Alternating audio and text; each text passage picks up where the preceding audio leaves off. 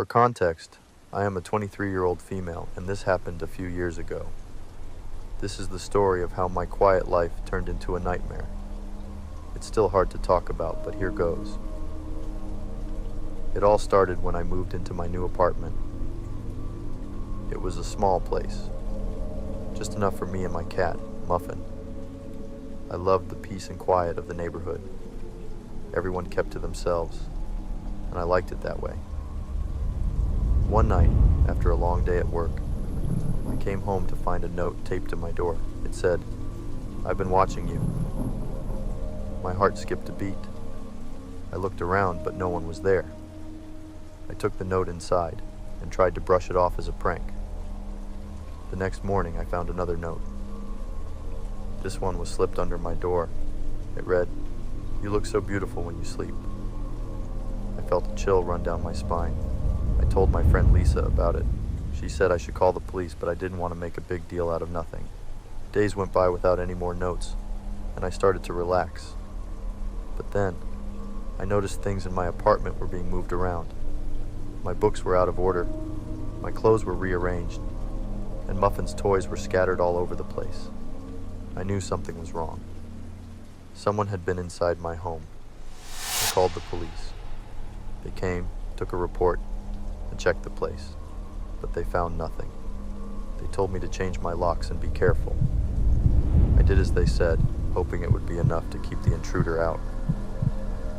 One night I woke up to the sound of my bedroom door creaking open. I froze, my heart pounding. In the darkness, I could see a shadowy figure standing in the doorway. I reached for my phone, but it wasn't on my nightstand. I realized I left it in the living room. The figure stepped closer. I could hear their breathing, slow and deliberate. I mustered the courage to speak. "Who are you? Get the fuck out of here." There was no answer. The figure stood there watching me. I felt a wave of terror wash over me. I screamed as loud as I could, hoping someone would hear me. Suddenly, the figure turned and ran out of the room. I jumped out of bed and ran to the living room. My phone was gone. I quickly locked myself in the bathroom and used my laptop to call Lisa. She rushed over and stayed with me until the police arrived. They found no signs of forced entry. Whoever it was, they had a key. The police suspected it might be someone who used to live in the building, someone who still had a key and knew the layout. I changed my locks again and installed security cameras. I thought it was over, but the feeling of being watched never left me. I became paranoid, always looking over my shoulder, double-checking the locks, and keeping the lights on at night. Weeks passed without any more incidents.